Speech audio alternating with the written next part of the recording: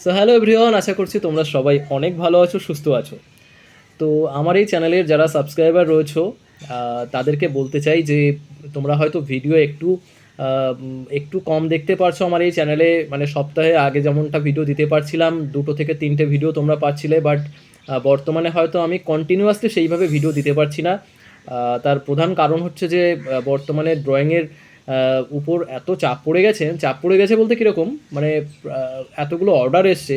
আমি তোমাদেরকে একটা ছবিও দিয়েছি যেখানে তোমরা দেখতে পাচ্ছ যে ফেস স্কেচের ছবি আমাদেরকে করতে হচ্ছে বর্তমানে, আমাদেরকে বলতে আমাকে করতে হচ্ছে, কারণ অনেকগুলো অর্ডার এসছে যে কারণে। এবার এই সমস্ত কাজগুলো তো অনেক সময় নিয়ে করতে হয়, মানে প্রচুর ডিটেলের সাথে কাজগুলোকে করতে হয়, যে কারণে প্রচুর সময় লেগে যাচ্ছে।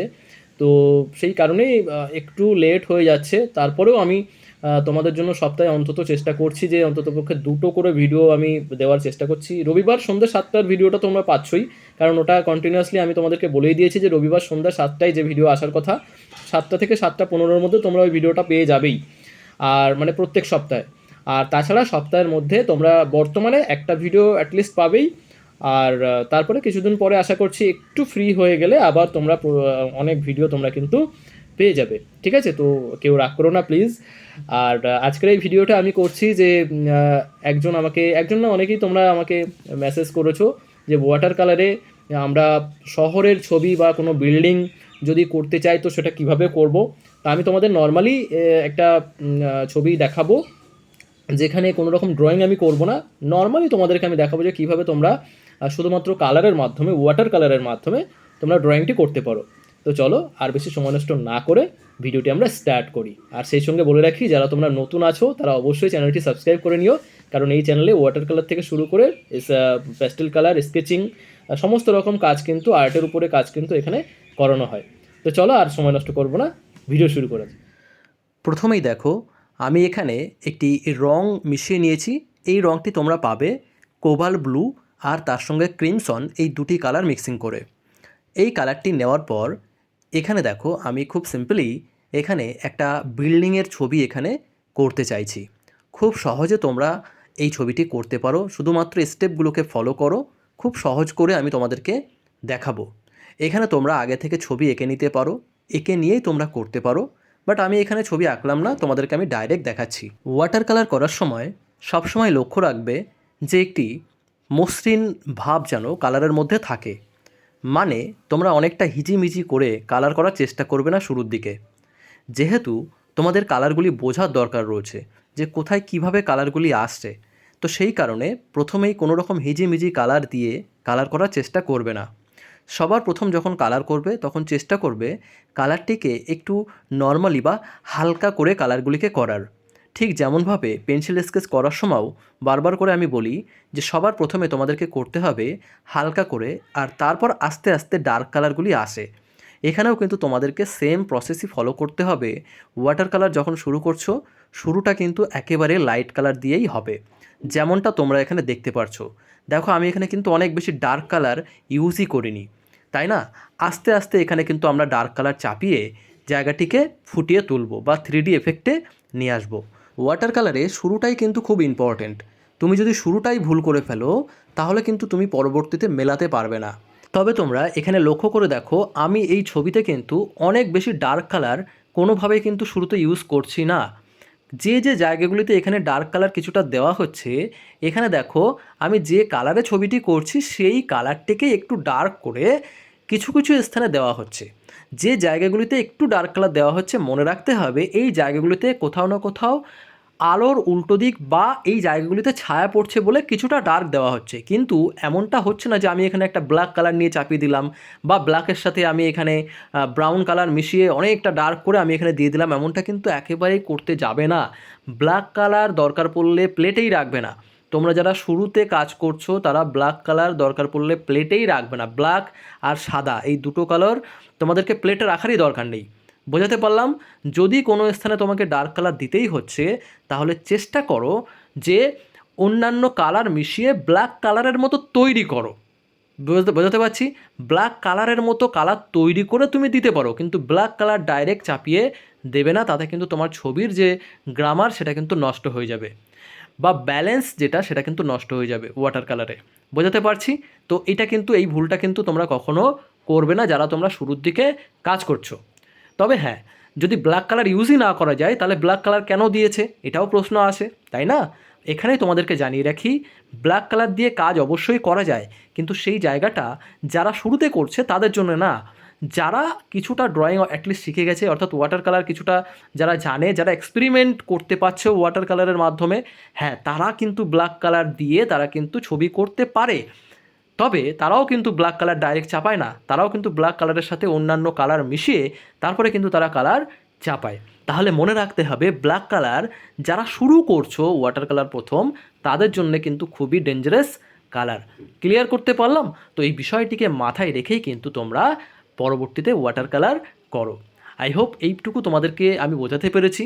যদি তোমাদের এতদূর পর্যন্ত ভিডিওটি ভালো লেগে থাকে, যদি তোমরা নতুন কিছু শিখে থাকো, তাহলে অবশ্যই তোমরা চ্যানেলটি সাবস্ক্রাইব করে দিও যারা তোমরা নতুন রয়েছো।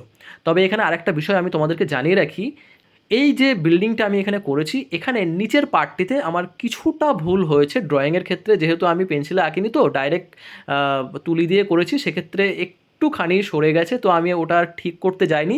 কারণ ওয়াটার কালারের ক্ষেত্রে কালার একবার ভুল হয়ে গেলে ওটা ঠিক করা কিন্তু খুব টাফ ব্যাপার, আর তোমরা ঠিক করতে যাবেও না। বলতে পারছি, যদি ভুল হয় তোমরা পরবর্তীতে আবার করবে।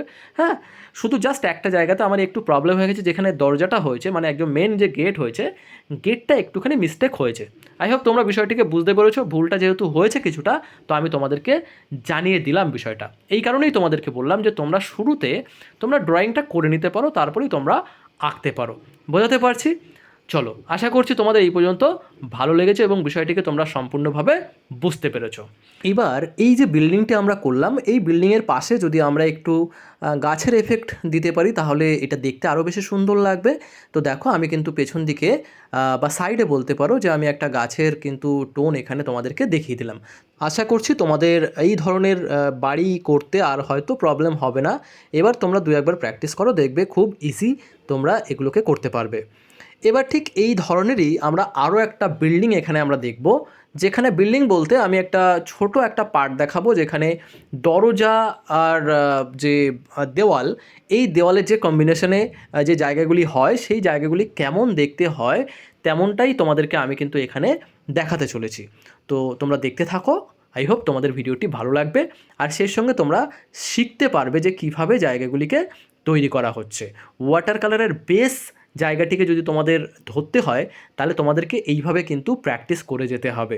আর একটা বিষয় এখানে তোমাদেরকে জানিয়ে রাখবো, যে তোমরা অনেকে রং নিয়ে টেনশন করো যে কোন রং এখানে ব্যবহার করা হচ্ছে, সেই রং তোমরা বানাতে পারবে না। তো আমি তোমাদেরকে একটা বিষয় ক্লিয়ার করে দেবো এখানে। আমি বারবার ওয়াটার কালারের ভিডিওতে বলি যে কোন রং দিয়ে এখানে করা হচ্ছে, এটার থেকেও বড় বিষয় যে তুমি রংটিকে কিভাবে করছো। ক্লিয়ার হয়েছে?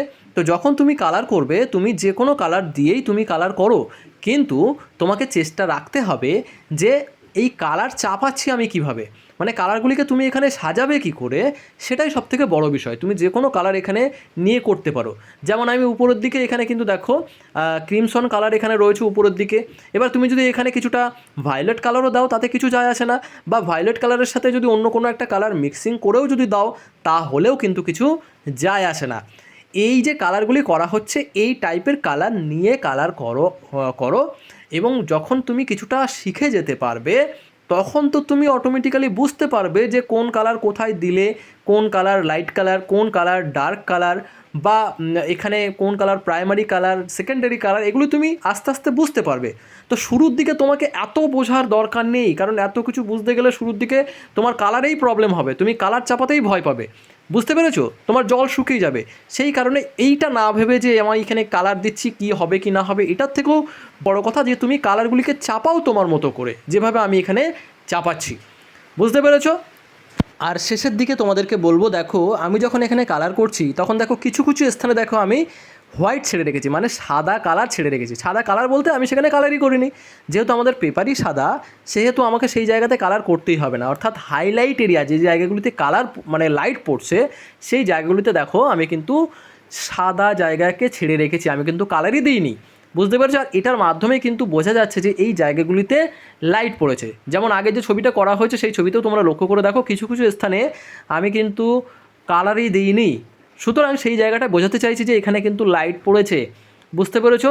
একই রকমভাবে তোমাকেও কিন্তু বুঝতে হবে যে জায়গাগুলিতে তুমি লাইট দেখাতে চাইছো বা হাইলাইট এরিয়া, সেখানে তোমাকে কিন্তু কালার না করলেও হয়ে যায়। বুঝতে পেরেছো? তো আশা করছি তোমাদের এতদূর পর্যন্ত কোনো রকম প্রবলেম হয়নি, তোমরা খুব ভালোভাবে এবারে প্র্যাকটিস করতে পারবে। বাদবাকি অংশটুকু তোমরা দেখতে থাকো। আর তোমাদের কেমন লাগছে ভিডিওটি অবশ্যই কমেন্টের মাধ্যমে জানাও। যদি নতুন কিছু শিখে থাকো তাহলে অবশ্যই আমাকে জানাতে পারো, আমার ভালো লাগবে। আর তোমরা কী ধরনের ভিডিও চাও সেটাও কিন্তু আমাকে জানাবে, তাহলে আমি চেষ্টা করব সেই ধরনের ভিডিও তোমাদের জন্য আনার। তো ভিডিওটি শেষ পর্যন্ত দেখে নিও, আশা করছি তোমরা অনেক কিছু জানতে পারবে বা শিখতে পারবে।